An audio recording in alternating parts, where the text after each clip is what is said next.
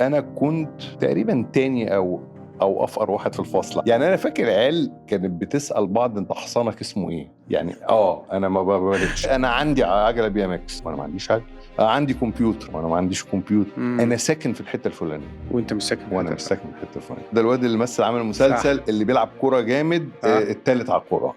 خلصت. بطلت اجري. عندك كام سنه؟ انا كنت اصغر واحد في ال20 مدير اللي تعينوا الماكدونالدز. مين اللي بيعمل انترفيو بقى؟ مين؟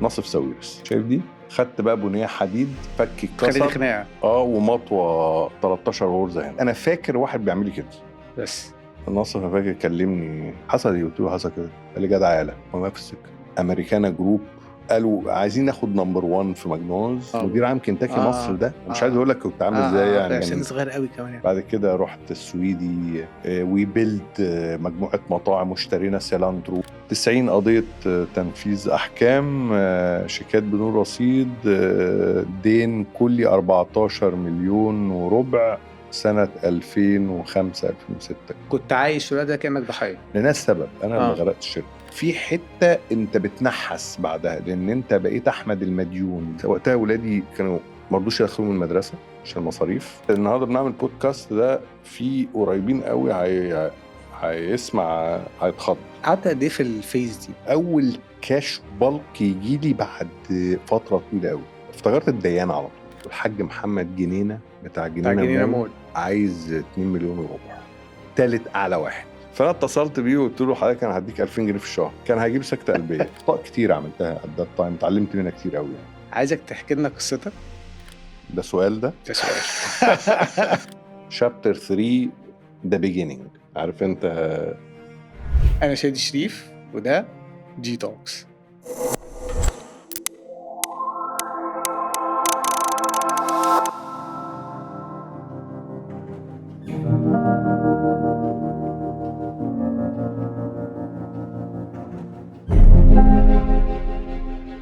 مين أحمد الأعور؟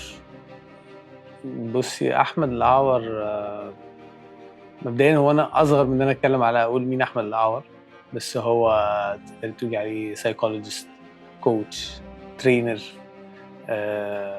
حاجات كتيرة قوي. بس أكتر ميزة بالنسبة لي في أحمد إن هو عارفة دكاترة الجامعة اللي هي بتدرس لك من فوق كده، بس هم بيدرسوا لك بيزنس بس هم ما اشتغلوش بيزنس.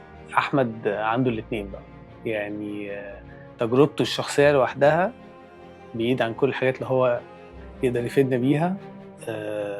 تجربه ممكن نتعلم منها كتير قوي.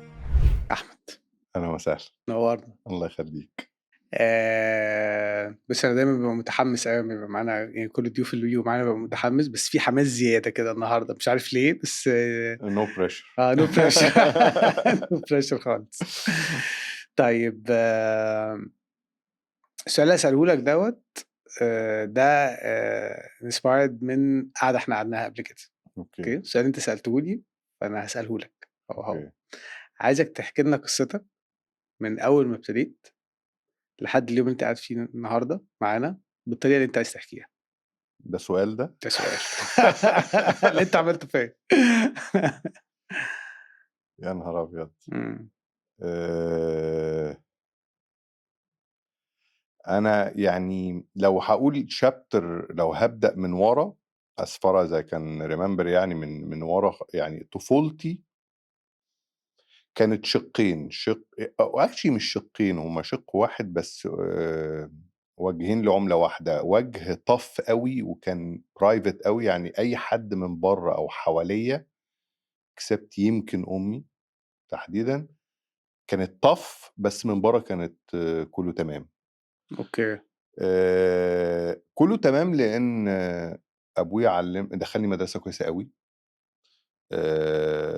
علية القوم، يعني كان فيها الملكة رانيا، وكانت فيها اوكي. عمه كان أمير الكويت وقتها في الكويت. كانت في مصر محمد مدرسة؟ صباح. لا كانت في الكويت. في الكويت. اوكي. والدي كان في الأوابك، منظمة الأقطار العربية المصدرة للبترول، وكان مستشار قانوني ودخلني مدرسة I think إن هي كانت above his pay grade، يعني he got out of his way عشان يدخلني المدرسة دي.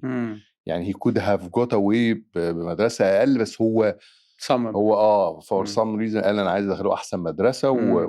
وكانت على حساب expense I would مم. say، لان جت فتره لما اتزنق واضطر هو اللي يدفعها مش الشركه، ما كانش سهله اوكي. عشان اعرف اكمل فبينج سيد انا كنت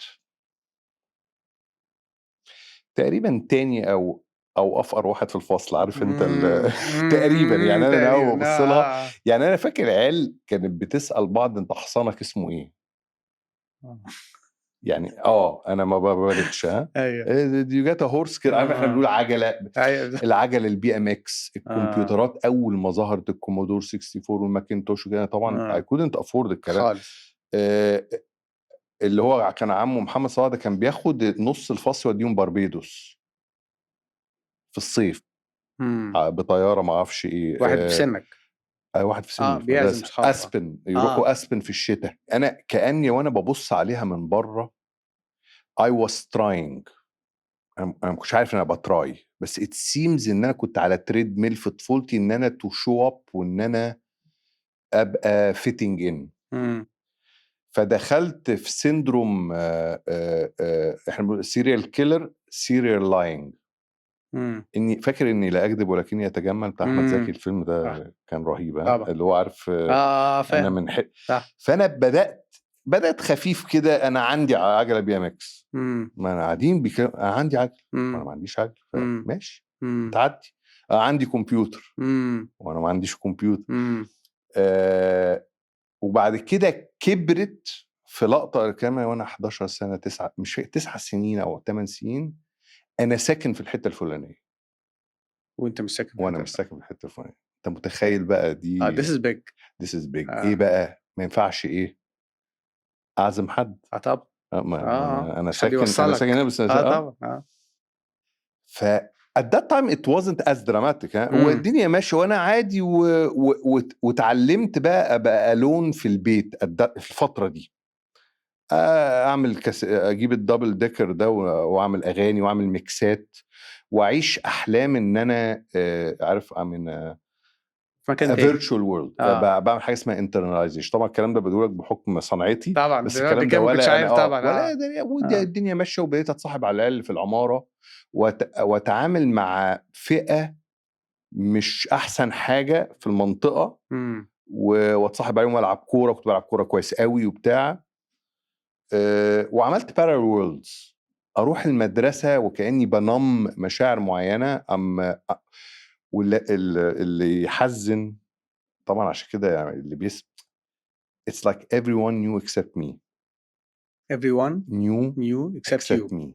okay. عارف انت شموني يعني عارف العيال برضو مش هو كل حاجه ماشي يا سيدي، عارف عارف ايه في إيه مش ريلاكس I'm not relaxed. صح. وطبعا جزء منها جذب البنات، والبنات المدرسه كانت مختلطه قليلين قوي اللي هي فيري امريكان ستايل وفالنتاينز دي عارف تدور يجي لك انت عامل زي اللي جات له سكولرشيب ودخل المدرسه. صح. اوكي. then كوره بدات العب حلو سنه في الفصل بقى. ابتديت ده يخش المنتخب في المدرسه. بتهزر. دخلت مسابقه، ابويا كان بيحفظنا قران، طلعت الثالث على المدارس الخاصه في الكويت في التلاوه. صوتي كان حلو قوي. coupled with او tripled with عملت مسرحيه. الله يرحمه ابويا ساعد في اخراج. ابويا كان بيحب وكنت ممثل معدي يعني at that time الليفل ده. اوكي. طبعا ثيتر وتسقيف، وابتدت الناس تقول ده الواد اللي مثل عمل مسلسل صح. اللي بيلعب كوره جامد الثالث على القرآن. خلصت. بطلت اكذب. طبعا انا بحكي لك ده بالكات ده انا ولا اقدر اسد الكلام ده دلوقتي. طبعا اخدت بالي اني هديت. I stopped trying. ابتدى في شله تعالى يعني انت فين هتعمل ايه النهارده؟ طب تخرج. ابتدى يبقى عندك حاجه الناس عايزاك عشان وان انت مختلف عنها. فإت سيمز سبحان الله يا اخي برضو يعني البراءه العيال. انا يعني انا ما كنتش بحبني وانا صغير في الحته دي، بعدين ابتديت اتصالحت على الحته دي يعني. I was trying my best. I didn't know anything else. عارف فعلا. ولما شفت فيلم احمد زكي ده it brought that memory مع الفارق طبعا. it's not like أنا جاي يعني أبويا مستشار وأمي يعني مانيحش يعني فاهم. وبيتنا بيت. واكشلي سبحان الله الكومبليت اوفر حصل في الجامعه يعني. ما رجعت راجع بقى معايا، احنا جايين من الخليج عارف اللي معانا وجي سي اي وبتكلم انجليزي جامد وعيالي هناك كنت سياحه وفنادق عارف. طبعا لا مش يعني ما اقصدش، لا مش العكس، احنا كنا كمان جامعه كانت حلوه، كانت دفعه ايام الانترفيو سياحه وفنادق حلوان، جامعه حلوان سياحه وفنادق. كانت وقتها جنب الميريديان وعلى النيل، وكانت جامعه لان انا at that time يعني just along يعني لقطة، كان عم أبويا أول مدير عام لهيلتون النيل، وكان خريج لوزان وإكسلانس، وكان يعرف سامية جمال ومعرفش يعرف مين، وماشي بقى بالسيجار. وأنا فاكره في أيام هيلتون النيل كان وقتها طبعا السبعينات طبعا. كنت فاكر لقطة شفته وهو كان تقريبا في آخر كاريره. إيه ده؟ أنا عايز من ده. قبل ما انت تقرر تخش الهوسبيتاليتي اخش بس عارف هي بالظبط عامله زي احنا انا بدرس كورس دلوقتي اسمه ديزاين يور لايف على موضوع البايس في عارف اللي دخلوا طب اسنان عشان حب مديره البيولوجي مدرسه البيولوجي يعني البيزز اللي بتختار عليها الكارير بتاعك ضايعه. انت عجبك المنظر بس يعني بس ما تعرفش اي حاجه عن الموضوع ولا الهوسبيتال. فطبعا دخلت في التريننج في الصيف كده it didn't fit my value system for many reasons. مش عايز فنادق يعني مش هو ده. ابويا كان فنادق سوامبو، فانا عارف الباك اوفيس او الباك اند عامل ازاي. بس بس فتره الجامعه كانت لذيذه قوي برضو، كانت فيها ups and downs، بس لا يعني I was myself. عرفت فيها best friends منهم واحد يعني الله يرحمه توفى من سنتين، عمري متوفى، نام ما صحيش سبحان الله. which was a big شوك. انت عارف ساعات الواحد بيتعرف على الموت من خلال اخرين وكانه مش موجود الا لما فانا اول مره على فكره بحكي القصه بالطريقه، فعشان كده انا عارف ان انا مسقط حاجات كتيره. بس انا الحقبه دي بتاعت الكويت كانت بحلوها بمرها. I think when I look back at it I wanted success. I was hungry for success. يعني success in anything I do. حتى في صحابي، حتى في المدرسة، حتى في وضعي. يعني ما كانش عاجبني ان انا ابقى ميديوكر قاعد كده اللي هو على جنب كده نيرد او whatever او راضي لا، كنت دايما aiming انا عايز ابقى من الشلة الكبيرة. success not just to stand out and to stand out and to stand out too definitely. وstand out دي ممكن نجي لها تاني. وكنت بعمل حاجات برضو في العمارة، حاجات غريبة. كنت بعمل لهم ماراثون وبقعد أدرسهم وبقعد ده في الكويت للناس بقى اللي في العمارة وفي الجيران وكده. حتى أمي لما أنا دخلت المجال اللي أنا فيه ده قالت لي أنت طول عمرك بتحب تدرس وتعمل. قلت لهم فين ده؟ أنا كنت ناسي. انت فاكر ما كنت بجيب العمارة وكنت تقول لهم اي كلام؟ فتي طبعا طبعا فاهم معايا ايه انت ناسي. بس انا ناسي. بس كنت بحب فكره التعليم واجيب ما اعرفش واعمل لهم جوائز ويعني فسبحان الله يعني عشان سبحان الله. والكلام ده مرتبط، كان كتب عليه كتير قوي كارل يونغ ده في حاجه اسمها التشايلد هود دريم. قال لك الباشن بتاعتك موجوده في الفتره من 5 ل 8 سنين، بيبقى فيها فليكرينج سيجنالز كده بتطلع. لو ركزت هتشوف حاجه ريليتد لسه بيور، لسه ما اتطبعتش، البرسونا لسه ما اشتغلتش، والشخصيه الاجتماعيه لسه رو ومش رو في نفس الوقت. بتبان. ده انا كاهل بقى محتاج اركز في الفتره دي قوي على قد ما اقدر يعني. طبعا. طبعا اوكي. بس رحت الجامعه اي اكسلد في الجامعه. مع انك ما حبيتش المجال بس يكسلت كانت سهله. كانت سهله بالنسبه لي. بس وبعد كده سبحان الله اتخرجت. كان في دماغي رحت سوري اثناء الجامعه بابايا سفرني. رحت نيويورك سنة حرب الخليج كانت سنة 90. سنة 90 تانية. حاجة في التسعينات، أوائل يبقى التسعينات تانية، كده. سنة تانية، لأن صدام دخل على الكويت وأنا هناك. كنت قاعد بتفرج يعني أوكي. كانت اكسايتنج زي فيلم يعني يعني هي مأساة، بس أقول والكويت اللي هي البلد اللي أنا كنت عايش فيها، بس كان بالنسبة والدي لك كان هناك ورجع تريبتك وكده، كان فيلم كده وكانت حاجة تمثيلية غريبة جدا يعني. إيه الفيلم إزاي بس يعني؟ أنت ما كنتش مخضوض؟ كنت انا مش فاكر قوي مشاعري لا انا فاكر كنت بتفرج على التلفزيون يعني. انا كنت في نيويورك فكنت اكسايتد جدا. أوكي. وكنت بشوف الاخبار بالليل أوكي. يعني بس كده. ما فيش. بس فاكر دمعت كده، كانت اغنيه عبد الله رويشد بيتي وبيقول بيته اللي جه يعتدي، عمل اغنيه كده بره الكويت، ما هو هربوا وغناها ولسه الكويت محتله قبل ما يفك احتلالها. دي اللي اثرت فيها شويه، كان ليا طبعا طفولتي هناك وكده يعني. بس نيويورك كانت very interesting يعني بالنسبة لي. اشتغلت كنت بعمل تريننج في الصيف في الأوبرا هاوس هناك، نيويورك ستيت ثياتر. كنت بعمل كود تشيكينج يعني. أنا في الأوبرا، عارف اللي بيجوا بالطيارات زي فيلم بريتي وومن، ريتشارد جير وجوليا روبرتس اللي بيجوا بطيارات خاصة، دول كانوا الزباين. أنا باخد الكودز وبديهم رقم ويدوني تيبس $100. تخيل. انا كنت بعمل $750 في الاسبوع.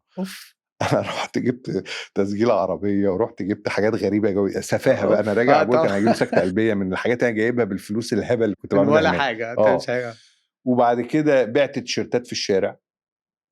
انا قعدت اعمل فلوس كده واشتغل كل حاجه، ورحت اشتغلت في محل بليارد، وكنت بنام في تليفون بوث ما بين الورديه والورديه عشان الحق اشتغل اروح الورديه التانية. اتودكت هناك. وكان ماكدونالدز بالنسبه لي لايك ذا جولدن ارشز، ماكدونالدز برجر والميلك شيك وكده. ورجعت 2 years later. انا اشتغلت يعني فتره كده انترن في بروكتر اند جامبل، ما طولش. ماكدونالدز نزل اعلان انه جاي مصر. برضو البايس، برضو اختيار شفته في امريكا، ده جاي مصر، انا عايز رحت قدمت فيه. اما خلصت جامعه بقى. اما خلصت جامعه وسمعت ان هم جايين مصر، وقبلها دخلت الجيش واتسجنت في الجيش في سجن حربي وحاجات كده. بس دي قصص اللي هي اللذيذه اللي انت عايز تحكيها. ما فيش حاجه. ظابط شتمته، طلع كنت فاكره صول، طلع رائد، ويعني عمل لي كده وقال لك يتحبس في سجن الواحد او بتاع. بس انا كان معروف في الجيش مش المفروض تتشتم بالام. بس هو شتمني فرديت عادي. وكنت انا عسكري بروح مره في الاسبوع. فاليوم ده ما خرجتش. اوكي. فخلصت جامعه، عرفت الماكدونالدز جاي، رحت وكان مين بقى ناوي تكمل بقى في مين اللي بيعمل انترفيو بقى؟ مين؟ ايرونيكلي يعني ناصف ساويرس. هو اللي كان واخده في الاول. هو اللي بيعمل انترفيو. هو اللي كان قاعد مع واحد اسمه دكتور ضياء الحبش، ربنا يديه الصحه، وناصف. اي ريمبر نظرة ناصف ليا. عارف فيلم رأفت الهجان، مسلسل رأفت الهجان وأورلو ظروف، لما كانوا بيعملوا الانترفيو فاكر حاجة اسمها ايه وهو كان عايز يعين مراته. فكان أيوة بس رأفت كمان من بعيد، وهو إيمان الطوخي كانت هو ناصف كان قاعد ساكت باصص لي. انا قلت انا اتعينت من بصته. حسيته مبسوط مني. ما هو كانش هو اللي بيتكلم. بحبه جدا اصلي النص. وانا لما انا اقول لك احنا there was a relationship. انا ما اعرفوش طبعا، بس بحبه قوي من كتر ما تحس ان هو ايه. انا رحت بقى، وبعدين رحت هم خدونا نقونا. انا كنت اصغر واحد في ال20 مدير اللي اتعينوا الماكدونالدز. اصغر واحد. مدير ايه بقى، فرع؟ لا، بياخدوا اول 20 هيسافروهم الفلبين، يقعدوا هناك 9 شهور تريننج قبل الافتتاح، قبل حاجه. الكلام ده في سنه 93 عشان يبقى ده الاوبننج تيم يعني. ده الاوبننج تيم. وهينقوا من الاوبننج تيم التوب 2 او التوب 4 دول اللي هيديروا بعد كده الهيراركي يبتدي يشتغل. فاحنا رايحين فلات. هينقوا مننا بس سبوزدلي كلهم كبار. وكان في 4 كده حاجه و30 سنه مش كانوا شغالين في اوراسكوم. كان الكلام ايه بس طارق كده. مش هيزعل مني، هو عارف لو سمع الحلقه هو عارف. كانوا يعني رجاله، مش عارف رجاله ناصب، بس هم تبع وكبار، وطبيعي انه هيثبتوا نفسهم وهيبقوا هم صح. بس that wasn't the case. I was the number one يعني. كنت الجولدن ارتش انا وواحد اسمه علاء وطارق برضو طلع. كنا التوب 4 طلعنا امريكا بعد كده. وسبحان الله قبل ما ارجع قعدت هناك 9 اشهر. فاكر شايف دي؟ دي قبل ما اسافر راجع مصر بقى. رحنا حته كده غريبه مريبه وانت في الفلبين ولا انت وانا في الفلبين خدت بقى بنيه حديد وفك خليتي اتكسر خناقه ومطوه 13 غرزه هنا خناقه رحنا عارف انت تبقى رايح القاهره ما انت قرر تروح بولاق عشان ستايل يعني تعال نروح بولاق الله عندهم واحد بتاع انا عملنا كده واحد بتاع كبده لذيذ احنا عملنا كده في الفلبين رحنا حته فيها سواقين تريلات وبتاع واحنا داخلين بقى اجانب طبعا we invaded we disrespected them انا والله ما فتحت بقي احنا كان معانا واحد هو دايما اكتر واحد ما بيفتحش بقه هو اكتر واحد بيتعور والله كان معانا واحد هو اللي استفزهم لان قالوا لنا ما معناه وطي صوتكم او حاجه كده قال له احنا ايه زباين زيك طلعونا على بره دخلونا تاكس اول ما كنا دخلنا التاكس قاموا ساحبين سواق التاكسي من التاكس وقعدوا يضربوا فينا جوه التاكس لا وخرجونا واحد انا خرجت انا فاكر واحد بيعمل لي كده بس ونوك اوت بلاك اوت بلاك اوت بالمنظر بس كنت قاعد في عربيه بوليس ودايخ بقى عرفت بقى ان ودي بدايه علاقتي بناصف ساويرس بعت جاب دكتور مخصوص ما اعرفش منين صفروه رحت مستشفى معينه وانا فاكر بقى كلمني انا بقي مقفول بس ادوني التليفون ولقيتنا وقال لي ايه انا عملت اللي هو رهيب يعني صايع جدا عملت ايه ومش عارف ايه كذا كذا المهم I knew we had a relationship at that time وبعدين فتحنا فرع المرغني كان 5 كيلو طابور يا نهار ابيض واسناني اتكسرت هنا صفين كنت انا المدير الورديه هناك ده بعد بقى ما رجعت وخلصت كده خناقه تانية بقى ولا ايه احنا كان في بابين في دخول خروج المطعم الرئيسي كان له باب وبعدين في باب خلفي كده كان عليه الام لوجو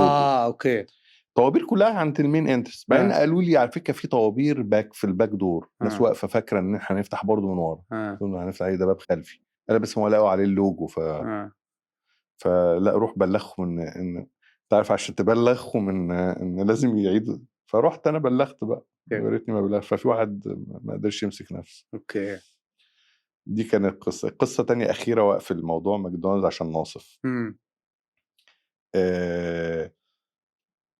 جالنا كنت في شيفت برضو في المطعم وجالنا واحد مش مصري عربي تقريبا كان شارب تقريبا فدخل بقه معوج يعني بقه بتقيل وانت مش عارف ايه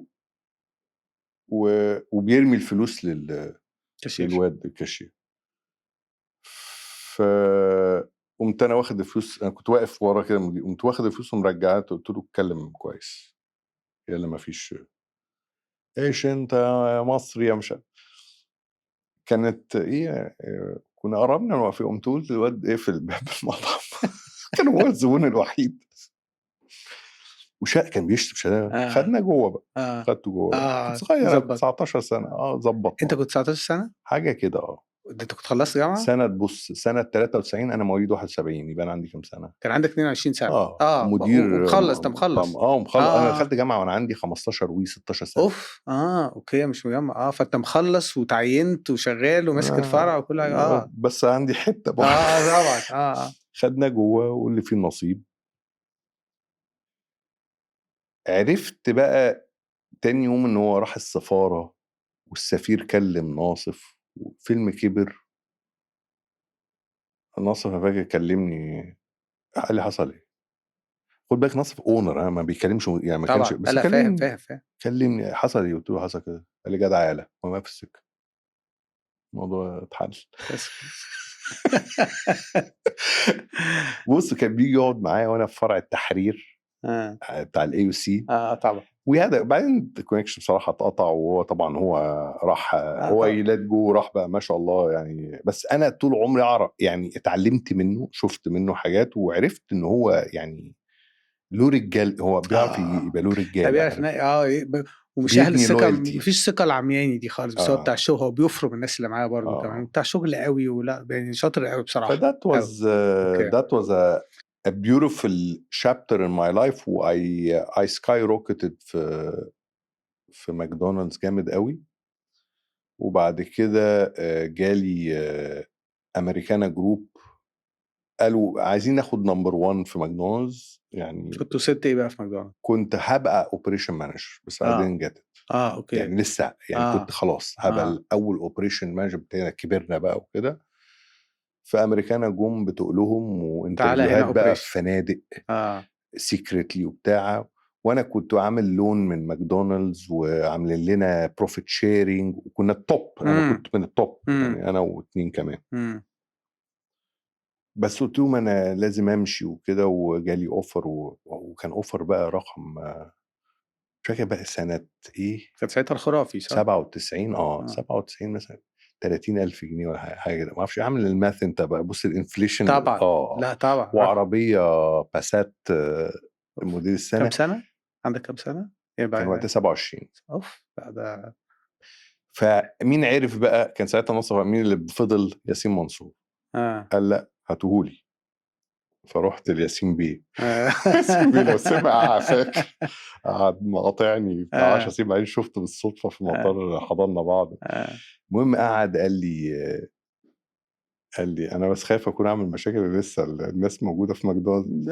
قال لي في ايه وبتاع، قلت له انا بتاع وقتها مش كنت عايز احجج ابويا وبتاع وعليا لون. قال لي اللون بكام وبتاع، اما مخلص فرحت الجامعه لا انا خلاص قاعد وبتاع. طب هو قال لك كام؟ عارف انت ده انت قعدت وفي سن كمان انت بص يعني فلوس تزغلل اي حد اصلا يعني عارف انا مش I'm not trained for this. طبعا يعني انا صغير ده صعب قوي وقاعد مع امجد المفتي وهشام الهجين وناس تقيله وابزات امجد المفتي ربنا يديله الصحه اعرفه يعني لسه مقابله قريب، خطير راجل راجل برضه وياسين بيه برضه، ما الاثنين كل واحد فيهم فروح قال لي بص كذا وانت هتبقى ومستقبل وجنرال مان وكي اف سي وقتها اكبر تشين في مصر. يعني انا حتى اول ما نزلنا السناك ب5 جنيه، السناك ب5 جنيه يا شادي، 5 جنيه سنه 99. مسكت بقى مدير عام كنتاكي، وطبعا ياسين قال لا طبعا يعني خط خلاص انا عملت معاك كده وانت رحت عملت كده طبعا خلي الفلوس تنفعه.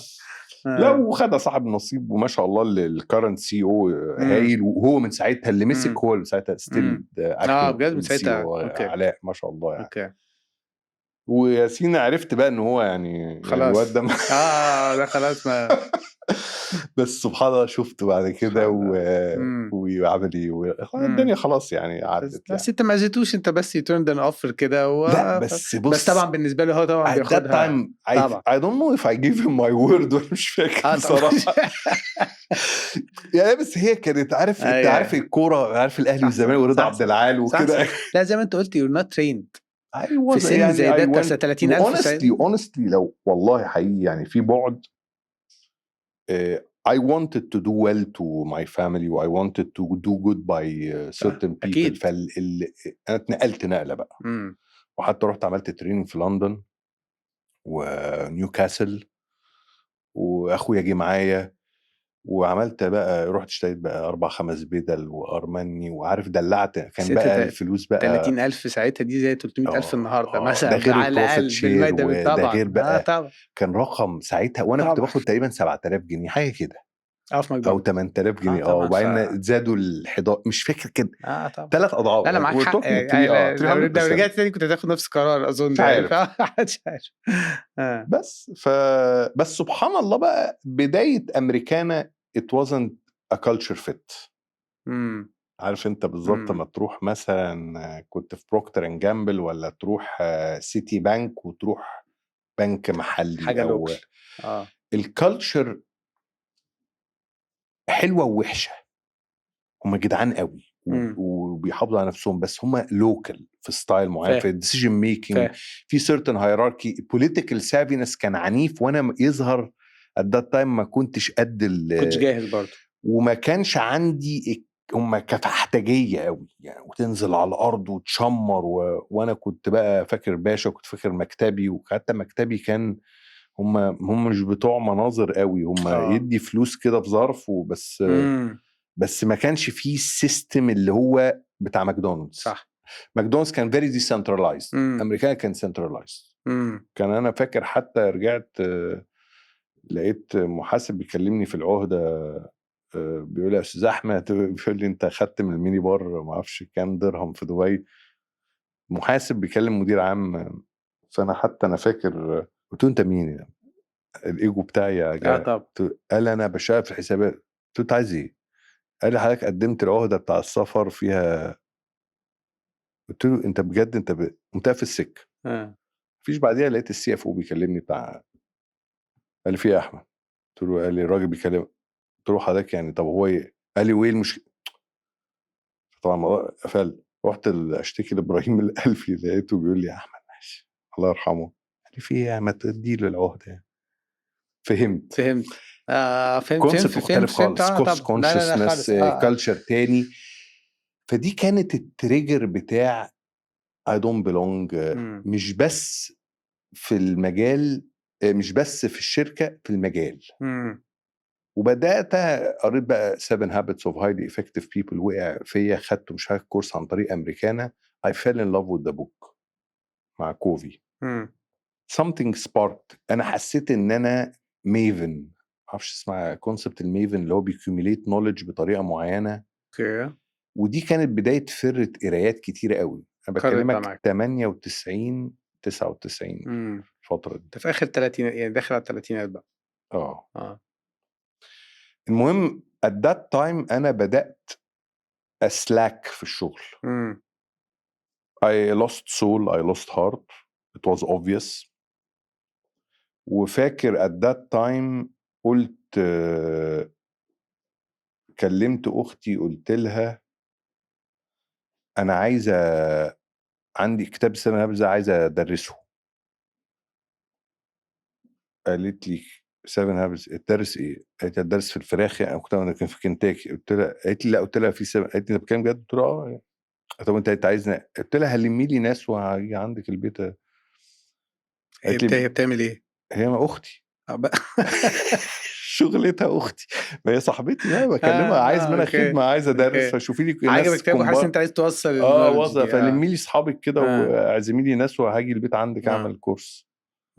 فهم خدتنا عد عادي ماشي يعني اجيب لك يعني ما اعرفش هي خدتنا عد ولا لا. المهم هي فيري نايس هوستس، وجابت مكسرات وبتاع، وعزمت بتاع 6 7 كابل، وقعدوا عندها، وكان عندها بنت ما شاء الله كبير، والدور خد وكده، قاعدين في ال وبياكلوا. وفي واحد انا فاكر كان اسمه مش مهم اسمه، عمال بياكل لب بطريقه مستفزه قوي، فوزه عارف جاي تسلك. ما هو حقه طبعا. انا مين بدات اكمل انا حقيقه عشان لقطه واحده. انا فاكر ان هو مسك الفوزدوقه كده، تنح من الكلام. something clicked. I found something there. يعني اكتشفت يعني انا جاي محاضره بغبغان اليوم ده. لا ده انا عندي ملكه. I captured the room including my sister. Something happened. يعني ايه ده؟ عارف انت فجأة، على فكرة ده بيغني يا محمد، وبعدين فجأة يطلع صوته جامد قوي. انا كده literally اليوم ده it was a discovery. It was amazing. يعني انا كنت so excited. I didn't know what I'm gonna do with it. يعني ايه يعني ترينر؟ هتبقى ترينر مثلا ولا هتعمل ايه؟ actually كمان نسيت اقول، انا مسكت تريننج برضو دايركتور في ماكدونالدز. انا سكيبت، انا في بقى الزهايمر بقى، فما علينا. مش مشكلة. المهم at that time قلت انا مش قادر اكمل في امريكانا، وكان عندي 2 اوفرز، سويدي وسلام. على ايه؟ سلام بقى، سعد سلام. بس انت هروح بقى في بي بزنس ديفلوبمنت وانا ما انا قعدت ادي بقى ال7 هاب. انا نسيتها. اصل انا بالنسبه لي احمد في فود اند بافريج، اختي قالت لي مش عايز تعملها تاني. قلت لها بجد؟ قالت لي كانوا 50 جم. اوف، تاني مره. بعدين فجأة في ناس تكلمني، بقيت اروح بيوت ادي الكورس، بيت شيخ حاجه كده زي عمرو خالد كده زمان، عارف يعني. والله اروح بيوت واعدي في وسط الناس كده، ناس زحمه جايين لي اسمعوا الكورس بتاع 7 هابتس. عملت له بقى تويكس وحطيت له طوب الارض، ورحت بيوته بقى. ومن ضمن اللي هشام السويدي عملت الكورس عنده. هو سمع عن طريق خلاص ففي علية القوم بقى ابتدوا يحضروا. بس ف it was amazing يعني it was an amazing. أنا كنت وقتها بالضبط عامل زي فيلم محمود مرسي بتاع حد السيف، فاكره؟ لأ كان الصبح وكيل وزارة وبالليل قانونجي ورا رقاصة. أنا كنت قانونجي ورا رقاصة، عارفة أنا أوكي. يعني بعد الظهر ترينر والصبح مدير عام وعندي بيزنس وعندي شغل يعني، بس my passion was at night. أوكي. باعمل بعد الظهر ما بانامش يعني يعني عندي دايمًا في كورس بالليل. أوكي. وحتى أنا فاكر في أول مرة لوجيك عارف عمرو Logic. رسول قالوا لي تعالى وادوني at that time 2000 جنيه. ما صرفتش الشيك، أنا ما كنتش عايز الفلوس يعني. بس فضلت حافظ الشيك كده، قلت كانت أول kind of أول fees.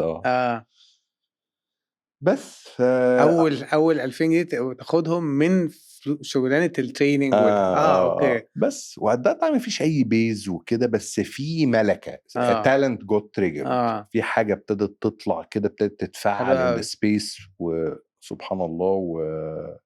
وبعد كده رحت السويدي وبيلد مجموعة مطاعم واشترينا سيلانترو ومش عارف ايه وعملنا. فرحت السويدي في مجال المطاعم. مع اني كنتش عايز، انا كنت رايح على VP، وكان هو قايل لي ان احنا هنعمل يعني a big empire وكده. بس سبحان الله meanwhile ولما كنت معاه، هو والده عمل ليفر ترانسبلانت، الله يرحمه على قلبيه، وهو كأنه ورث بالحياة. وبعد كده والده توفى، هو بقى he got immersed in a bigger picture.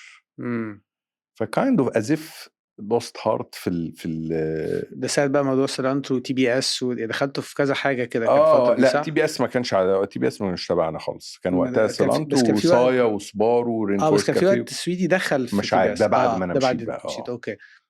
فبنيته بقى سبارو and then انا بقى I really lost heart. يعني هو كمان lost heart وانا I lost heart double. كنت بقى عايز اتكلم مع الناس. يعني خلاص ما بقتش قادر تروح المكتب، ما بقتش قادر تبص على P&L ولا تبص ميد لايف رسمي. ميد لايف رسمي. بس وانت صغير فقال لي بص، انا طب ما تاخد انت الشركة وتبيعها. يعني 2 شركاء تاني اشتروها، وانا كنت خلاص بقى يعني كان في اكسايتمنت بصراحة، بنينا وكده. بعد كده it went down the road، وابتدت الشركة get shaken. كنت أنا اونر ساعتها. براند؟ لا كان حوالي 4-5 براند. اوكي. فاكرهم كانوا ايه started to crash. لا ال5 براندز كانوا ايه؟ كان سوبارو، رين فورست كافيه، كانتينا ريدو، وصايا. فاكر منهم حاجتين كويس. وكانتينا ريدو ورين فورست كانوا في سيتي ستارز في عز ايام سيتي ستارز. بعدين خدوا بعد كده مؤمن عملوا افريكا. صح ايوه، اللي عملوه في ميدان تريومف تقريبا في مصر. ايوه بالظبط. وخد الفرع اللي كان جوه في سيتي ستارز. المهم this بقى started to be the worst chapter بقى، يعني اللي هو الشابتر الديكلاين ده أسوأ من الروك بوتوم. الديكلاين ابتدت شركة تتبهدل، الديون ابتدت تتراكم، شيكات بقى بدون رصيد، مفيش كاش فلو. ابتدى أول مرة كده يعني تلاقينا واحد لقيت تنفيذ الأحكام كده بشياكة جاي المكتب، أحمد بيه في شيكات. طب لا إن شاء الله نسدد طبعا. طك طك طك الدنيا عمالة تكربس. طبعا الشركاء اللي كانوا معايا وقتها عمالين بيخسروا رأس مالهم. أنا متحمل أول المسؤولية القانونية بتاعت الشيكات دي، وأنا الليدنج CEO اللي عضو منتدب وكل حاجة وشير هولدر وكله. I lost it يعني I lost it managerially و things crumbled عليا. وبعدين قبلها يعني مش عايز اخش في تكنيكال، كنا عايزين نبيع، ففي ديو ديليجنس، فعمل تشتيت بس we were crashing يعني we were أو I was crashing يعني.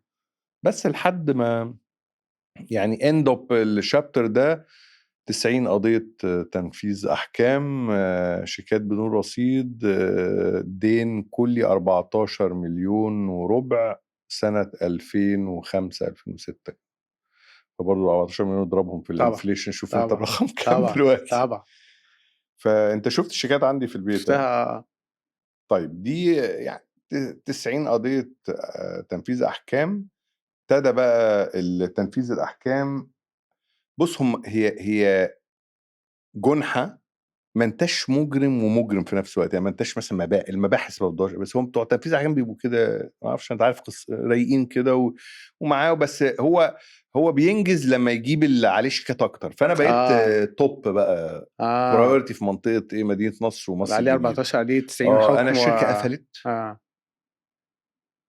حجز وقفلنا كل عليها حاجه بقى خلاص مفيش حاجه، مفيش يعني نوت اسيت بيست اصلا، بالظبط. كلها ريتيل معاملات ايجار وكده، وفلوس عليا وكده، ومش عارفين نسدد. بس طبعا الديانه بقى بيضغطوا عليك عشان طبعا. اكيد في فلوس، واكيد شركائك دول معروفين، اكيد وراهم طبعا. حاجه. كل واحد بس عايز انا ياخد اي فاكر حاجه. at that time لم استجري اقول للشركاء انا هتحمل الموضوع.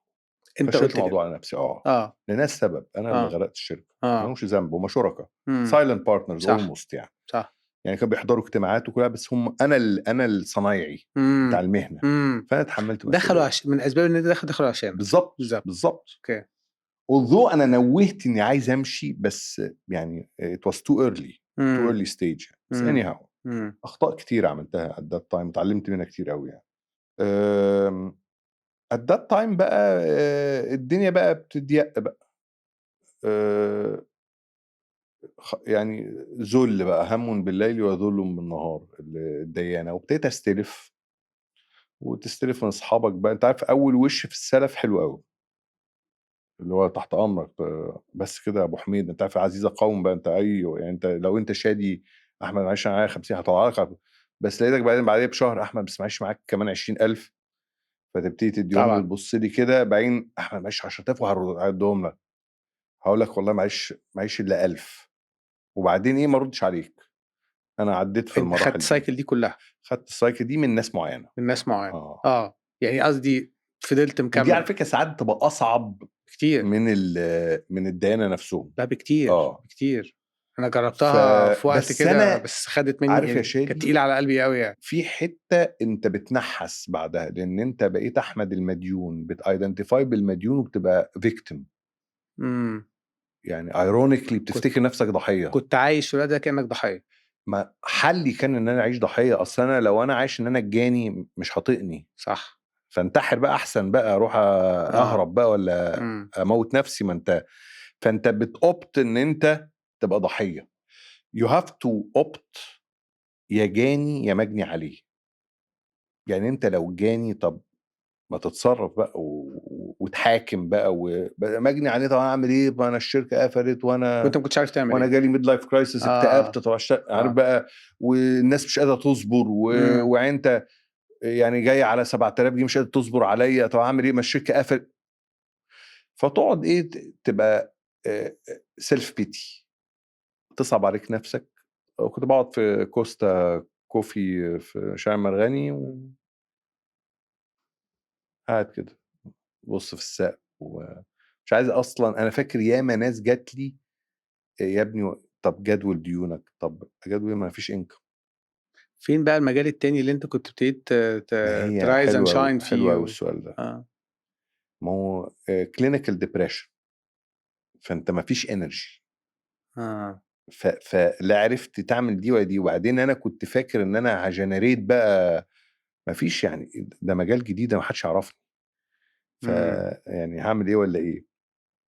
بس كنت ماشي فيه كويس. ايه، كنت ماشي فيه كويس، بس مات بقى مع الوقت. ماشي فيه كويس، بس انا انرجيتيكلي ما كنتش قادر. بس لما استنفذت ال يعني زي ما بيقولوا الروك بوتوم ده، ابتديت اتحرك. يعني انا فاكر قلت طب يعني انا هفضل قاعد كده. فانا كنت قاعد عند والدتي، ما كنتش قادر اقعد، ما ينفعش اقعد في البيت لان البيت كان كل شويه بيجي حد، فرحت عند امي.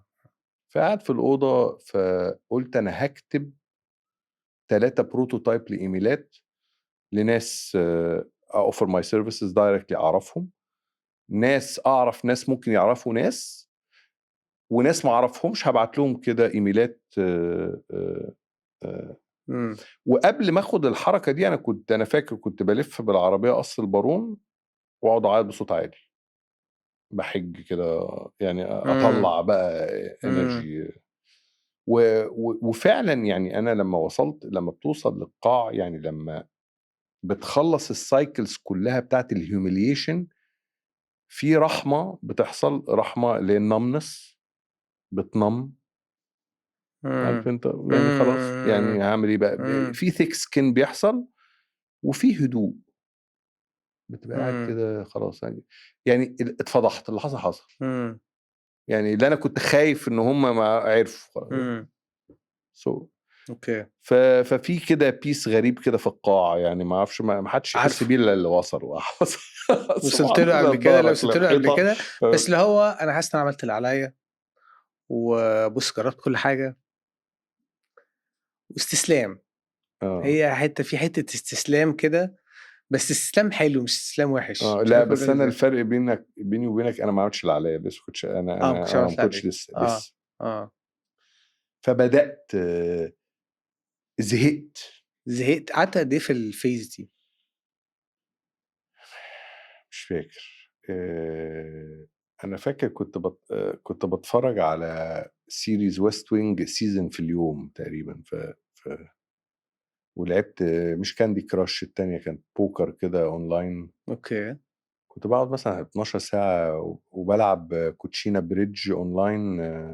انت بنام ادكشن، تماما. هي ادكشن. الحمد لله ما فيش سبستنس الحمد لله. ومتجوز ومخلف. كان انا فاكر مرة يعني مراتي صوتها ما لقيتنيش، اتصلت باخويا يدور عليها في الكافيه، في انترنت كافيز، كنت 4 الصبح مش موجود يعني. قبل ما اروح عند مامتي. مهم قلت هعمل 3 ايميلات دول، فبدات اكتب الايميلات. اول مره، عارف زي بالظبط المدمن المخدرات، فاول مره هيقوم يطلع، فبدور بكتب على الكيبورد. انا فاكر كنت مش لاقي حرف الفي، دمعت من بعد ما انت كنت حافظ لا يعني حتى حرف حتى يا رب الكيبورد صعب. بص انت بتشحت في وصل لمرحله يعني فاهم انت. بص غلبان قوي في حتى حرف الفي يا رب.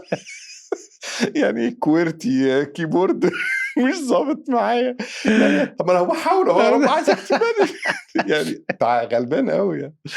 فلقيت طبعا حرف طبعا فاهم. بس ده قد ايه متمسكن، قد ايه فاهم. الثريش هولد بتاعك فراجايل بقى. بس كل ده يعني انت النهارده بنعمل بودكاست ده، في قريبين قوي هيسمع هيتخض يعني ما شافش الكلام ده خالص، ما شافوش، كان فيري برايفت فيري كلوز. كنت انت يعني ما انا ما ببينش يعني طالع لامي ربنا يديها الصح، ربنا يديها الصح. we don't dramatize pain. فالدراما كلها انر دراما، واللياقات اللي بقولك عليه ده ما حدش شايفه. طب بتلف حوالين البالون لوحدك؟ طبعا. بس لا بص يعني عارف يقول لك ما يعيب الراجل اللي اجيبه. طب بجد يعني فيها يعني انا فاكر ده مثلا اطلب كوبايه شاي من مراتي تتاخر ادمع، تصعب على نفسي. ده زمان كانت كوبايه الشاي تجي لي على طول. انت قاعد بتربط طبعا ده كل ده فيلم، انا هي ملهاش عيني ولا في دماغي، تلاقيها كانت بتعمل حاجه ومش سامعاني بس انا بس انت الحساسيه اللي انت زمان فيها كان بيرد عليا من اول رنه. لا بص الايجو اتعجن وحصل له ريستراكشر يعني. بس اصبر ما انا هجيلك في الحته دي. المهم كتبت الايميلات وبعت حوالي 150 ايميل يعني 50 بروتوتايب من كل واحد. اوفرنج انهي سيرفيس؟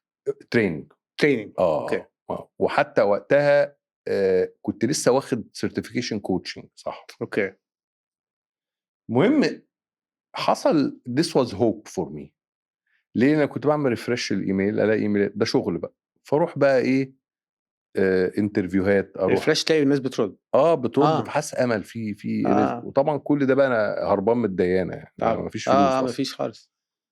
فلقطه كده انا فاكرها كلمتني شركه في مدينه نصر في اخر عبد الله العربي حاجه كده بتاعت مكان تصوير تريننج عايزين. طبعا انا كنت مدير عام وكنت جورج تاون ومش عارف ايه ورايح انت جاي من فوق قوي. جاي من حته وكان معايا وجونه وكنا ومعايا فلوس بقى. انت بتكمبلين من ماكدونالدز الخرافي يعني.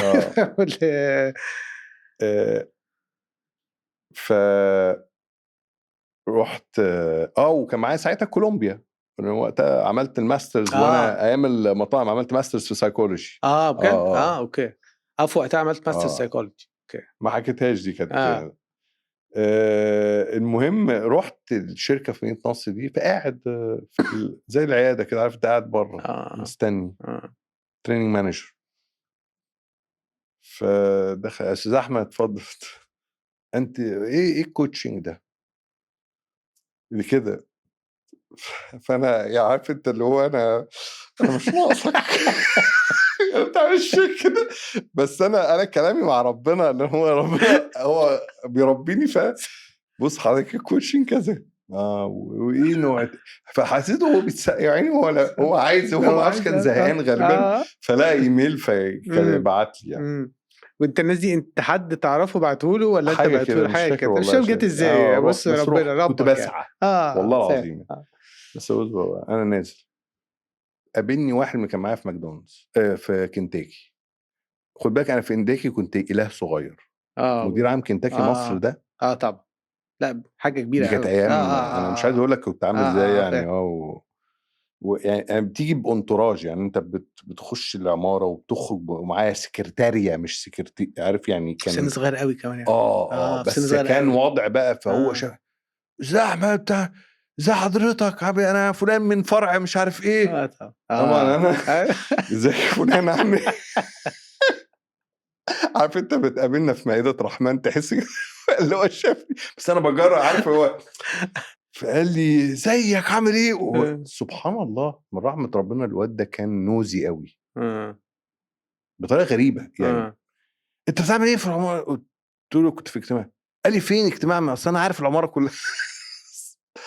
عارف إنه الnatural كنت هاقول له أنت مالك وسيبني في قُلت له لأ كنت في شركة باقدّم طلب تدريب وcoaching. قال لي وحضرتك دخلت الcoaching؟ قُلت له لأ. قال لي طب باقول لحضرتك إيه كده، طب أنا أعرف حضرتك في شركة سعودي مش عارف كان واحد صاحبي بيقول لي عاملين عطا عايزين coaches في شركة تبع بترول إيه، حضرتك طب ما تقدّم ده أنت هاعرفك ده أنت هتكسّر الدنيا يا فندم بتاع والنمرة وثواني هاكلم. جاب لي النمرة قام مدّيني نمرة، قمت واخدها. شكرًا يا فلان. رُحت كلمت النمرة.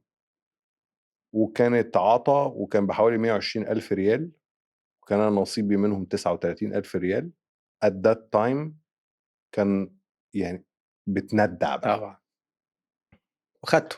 خدت العطا وعملت الفلوس. سبحان الله. وأول cash bulk ييجي لي بعد فترة طويلة أوي. فعلى طول ودي برضه الحمد لله تربية بقى الأهل وكده، افتكرت الديانة على طول.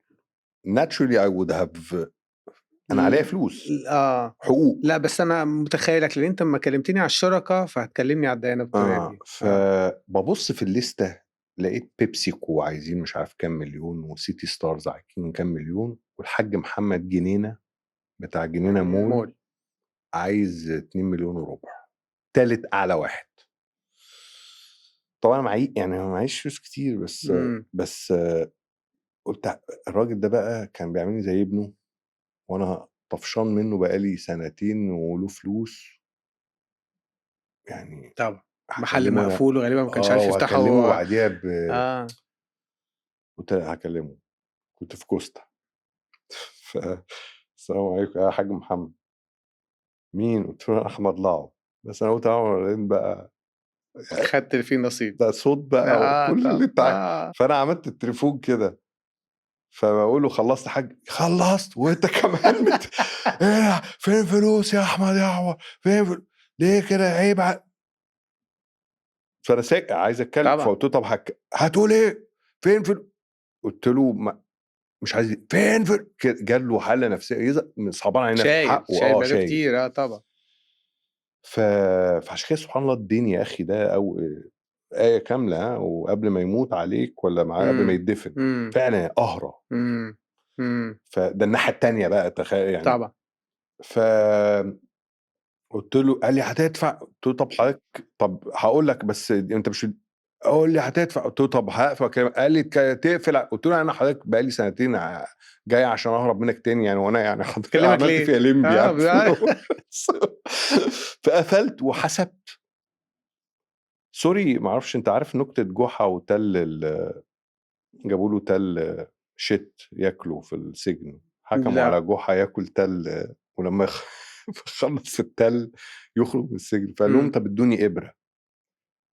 فلازم ياكل من التل المؤاخذه ده كل يوم، فجاب ابره وبقى يلحق. قالوا انت بتعمل، قالوا مش فاهمكم في اكل يعني فانا اتصلت بيه وقلت له حضرتك انا هديك 2000 جنيه في الشهر، كان هيجيب سكته قلبيه. بس انا كنت صادق. فهو دي الحسبه اللي هو انت عملتها. جاله شوك. انت بتتمال، قلت له انا ما بتمالش عليك، ده اللي اقدر عليه، ده اللي وابتديت اتكلم من قلبي، ده اللي حصل معايا. انا اول ما جالي فلوس كان انت حضرتك انا اولادي وانا وقتها اولادي كانوا ما رضوش يدخلوا من المدرسه عشان المصاريف. وكان عندي وانا كذا وانا حصل معايا وانا دلوقتي مش قاعد في بيتي لقيته سكت وفاكره لا حول ولا قوه. هو الراجل اصله رهيب عظيم يعني. قال لي طب اهدى. لقيت صوت ابوي ظهر في التليفون الناحيه الثانيه، وانا بقى والكوستا بقى بيتفرج على فكره، انا ولا كاني لوحدي وانا عارف كوستا كافيه. انت طلعت اللي انت ومحروق بدمع وبكلمه بحرقه وكده قال لي طب يا ابني خلاص. طب انا قال لي خلاص انا 2000 جنيه عارف انه اصل حسبت فعلا ما هم 380,000 ريال الجنيه ما اعرفش يا دوبك اسدد. فاعمل ايه؟ ما انا نيتي اعمل ايه يعني؟ اعمل ده الفلوس اللي معايا. قفلت لقيت بعديها ب5 دقايق السلام عليكم. مين يا فندم؟ انا مستشار محمد جنينه.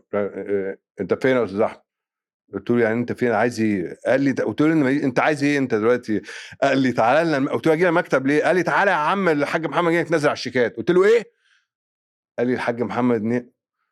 قمت رامي التليفون وساجد سجدة شكر جوه كوستا قدام الناس عادي. قمت ساجد عايز اقول لك بقى عياط بقى. يا نهار ابيض. 2 مليون وربع سقطوا عن رضا.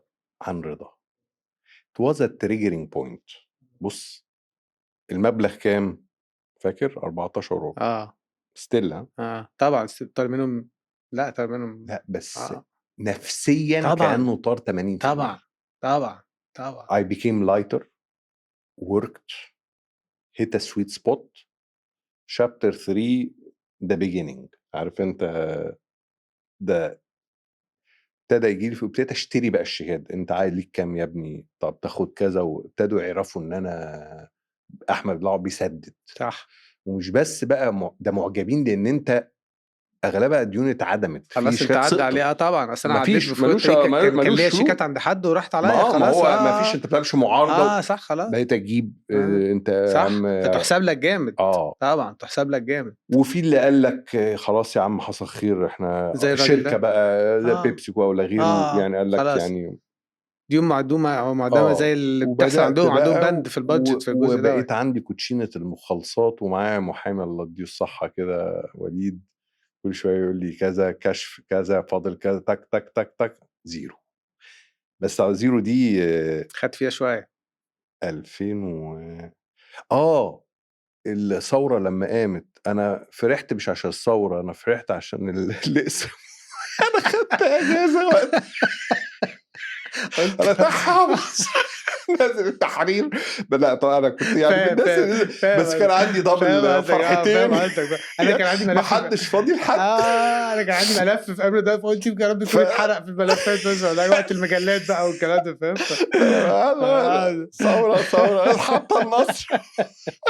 فعادي ما فيش بقى ولا حد عارف يعدي على حد. انا كان زي ولا ولا طبعا. فدي خدت معايا I might have ميكست التايم لاين مش فاكر. لا بس في الاخر النية ظهرت. اخر تسديد مثلا 2014 2013 حاجه كده. خدت البروسيس لحد الاخر وخلاص وعقدت النية يعني ان انت 8 سنين هتسدد اللي عليك يعني.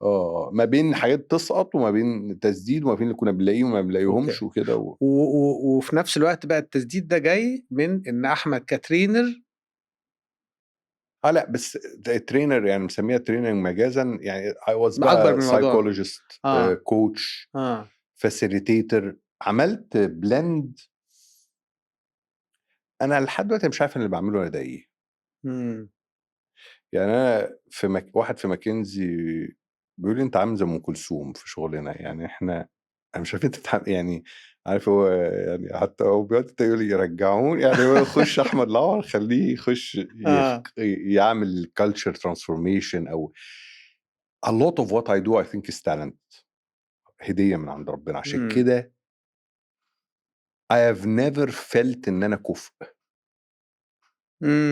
And that's a very deep secret that I don't talk about. deep inside فعلا والله العظيم أنا مقتنع إن أنا ربنا اداني هدية. زي ميسي كده.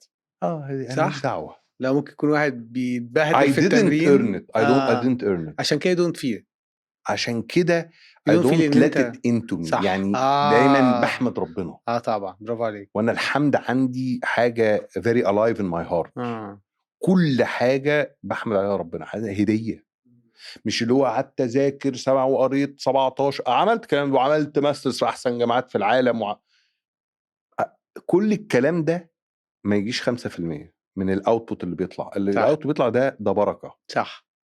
ان فاكت ما كانش كله يعني انا بدي كده بس عشان فور مسيك عشان اخد بالاسباب يعني. فانت دي هدايا ربنا بيوزع هدايا على الناس. انت دي خد يا ابني هديه وانت بتعرف تتكلم انت بتعرف تلعب انت بس. فاحنا يعني ساعات بستغرب اللي هو يعني اوتيته من عندي فين ده؟ انت نسيت ولا ايه؟ انت نسيت يالا عارف نفس انت يالا تصدق نفسك ولا ايه يعني في ايه؟ فهي ستر وهدايا. هي كومبينيشن ستر عيوب، لان يعني فعلا اذا رايت الناس يعجبون بك فانما هم يعجبون بستر الله عليك. صح فعلا صح. يعني لو انا مكشوف والله لو انت مين وكفو لا هنتف على بعض. صح. لو عرفنا حقائق بعض في حياة كتيرة في لو مومنتس مش هنطيق بعض. فاحنا مستورين وعندنا هدايا. فاللي هو بيقول انا وانا يعني ببقى يعني عشان دايما كده بقول الكبر is identifying with things that you don't have. Identifying with things you don't have. اوكي. انا عندي علم، العلم ده مش بتاعك. انا انت مين؟ يعني فانا بحس ان الكبر لان انا عندي بيرسونا كبر ابان ان انا بس انا حال قلبي يعني كلب. انا عارف انا ولا حاجه يعني. بس انا مش حاسك متكبر، حاسك واثق. بس في ناس بتلاند. هو بص هي اتس كونتراستنج بمعنى لو انت انسكيور وانكونفيدنت يو سي ا لوت اوف ارجنت بيبل ان يور لايف. صح 100%. فانت بتقابل يقول لك شايف نفسه يعني وذير از اولويز. انا مره المنتور بتاعي قال لي I love your arrogance keep it close so you can monitor. فانت برضو ما ينفعش تقول انا مش متكبر لانك قلت انا متواضع. لا فاهم. فانا برضو عارف ان فيا ممكن انسى فاصطادني فاظبط وموكل وجزئين اللي اعدل وافتكر حاجات معينه. انت اللي كنت قلت لي قبل كده اللي يفضل يقول لك انا متواضع جدا حتى جزء من انواع ده نوع من انواع الايجو. اللي هو الايه؟ اللي هو انا متواضع انا ما طبعًا. فيش صح. ده اشهر ده اخطر من الايجو بتاع انا جامد. بجد؟ اوكي. اللي هو انا ما عنديش ايجو. انا ما عنديش ايجو ده قمه الايجو. ده بينافس ربنا ده. اوكي. ترانسندنت ده. اللي هو ده ليفل وحش ده. اوكي. اللي هو سبيريتشوال قوي ده. صح. صح. طب قبل ما نخش بقى على الشابتر بتاع اللي احنا هنستفيد منه من احمد النهارده بجزء كبير، عندي اخر سؤال في الشابتر ده في البارت ده. ايه اللي مخليك محتفظ لحد النهارده بالشيكات؟ سألت نفسك السؤال ده قبل كده؟ لا يعني مش بالشكل. اصل ساعات لما تسأل سؤال من بره كده بتحسه بياخد ابعاد تانية. انا عارف. definitely تذكرة لان انا عندي استعداد للغرور. يعني انا عامل زي البالونه الهيليوم كده، فلو ما كانش فيه طوب كده يجيبها تحت هتطير تقعد تفتكر نفسها. انا عارف ان انا عندي هدايا، انا عارف ان انا موهوبه قوي في حاجات معينه وبصحى الصبح بافكار وبطريقه وبقول حاجات يعني in the room I impress myself sometimes. بس دايما بفكر نفسي مين اللي حط زرع الكلام ده؟ انت في بروسس عندك؟ ما عندكش فتلهي. انا ما عنديش بروسس. في حاجات معينه اللي هي الحته الفنيه دي اللي بتطلع دي بتاعت ربنا. ومين اللي زرعها في دماغك؟ مين اللي قال لك تقول الكلمه دي؟ يعني انا النهارده وانا بتكلم معاك دلوقتي انا انا الفلو مين ده اللي عامل ده؟ طبعا متمرن مثلا قعدت اتمرن على البودكاست ربك مسهلها وربنا مديك انت القبول والطريقه وكده. كان في مليون واحد لو مش حديد ومايكات والناس الجميله اللي ورا. صح. فافتكر وفي نفس الوقت they are humbling days with a lot of beauty. بص، في عز الأزمة في رحمات، بس اللي يعرف يشوفها. لسه كنت اعمل فيديو قريب كده، لو تعمل راسك كده هتشوف الرحمة. انت اولا الواد اللي كان بيكذب وكان همه مش عارف ايه وايه ده اتعاد تشكيله في الفترة دي. الهربدة دي طلعت جلخ من شخصيتي. في ناس حبتها اكتر بكتير، بس هي ان مع العسر يسر. اليسر ده مش اي حد يعرف يشوفه، فانت لازم تبقى متاكد انه موجود اصلا ومصدق انه موجود. يعني انا لو قلت لك ان الموبايل ده، انك انت ضيعت الموبايل جوه البيت، هتقلب البيت وهتلاقيه. لكن لو انت مش متاكد انه في البيت هتدور كده بهاف هارت، وممكن يمكن احتمال في العربيه، طب احتمال، بس انت متاكد ان في يسر مع العسر، هتدور عليه وهتقول طب ايه هو تدور. فين يا رب اليسر في الكلام ده. تلاقي مثلا قربت من امك، مش اي بقى، كل واحد بقى كان ماب الكلام ده على حياته. انا بقى قاعد في شخصيتي اتعادت تشكيله. انا فاكر كنت بشوف صور ليا في التسعينات والاوائل، حتى في صوره مصور فيها جنب ابويا ايام ما كنت انا مدير عام كنتاكي بالنضاره الكارتيلي ولا بوشون المذهب دي، وعامل كده يعني انا جامد قوي وهو ايه ده، ايه القرف ده؟ استغفر الله العظيم، حاجه تقرف والله العظيم. ده انا نفسي موعت من شكل الصوره يعني ايه ده؟ عشان كده كان لازم كانت 90 شيك ينزلوا عليك زي الكلب عشان يظبطوك. عايز اطلعه من الصوره اديله بالله. ايه القرف ده؟ ايه ده؟ عارف. فاللي هو الوانا بي ده اللي هو يعني 27 سنه. Now I made peace with him. يعني انا بضحك يعني طبعا. I was doing لا يعني هي الصوره جايه يظهر عفويه، بس هي في حته. هو ابويا ساعات بيقولها يعني اهدى شويه الله يرحمه يعني. حسيت الاحساس بتاعك ده بالظبط، حسيته عندي بنفس الفتره. لازم طبعا كلنا. بص انا بخاف قوي يقول لك انا عمري مفيش عمري دي. ده مش شخصيه سويه. السوي انت لازم تعرف انك فيك الشيء وعكسه. كون ربنا بقى ساتر التاني، مبارك لك في انك يطلع منك الخير، تقعد مع ناس تطلع احسن ما فيك مش اسوأ فيك، كل دي نعم من عند ربنا، رزق. صح، ونعم بالله. نقف لحد هنا نخش بعد كده بقى نعمل حلقة تانية نطلع منك بقى الخلاصة بتاعت التجربة دي. سيكوا نفسكم. مين اللي عمال يضحك بره؟ لا خطيرة يا أحمد. شكرا لكل واحد كمل معانا للآخر. يا رب تكون الحلقة دي سبب إن كل واحد فينا يبتدي يفكر ولو للحظة ربنا خلقنا ليه وقد إيه إحنا مختلفين مهما كنا نبان شبه بعض. ربنا خلق كل واحد فينا ومعاه هدايا غير أي حد. حرام نعيش من غير ما نعرفها ونستفيد منها ونفيد اللي حوالينا.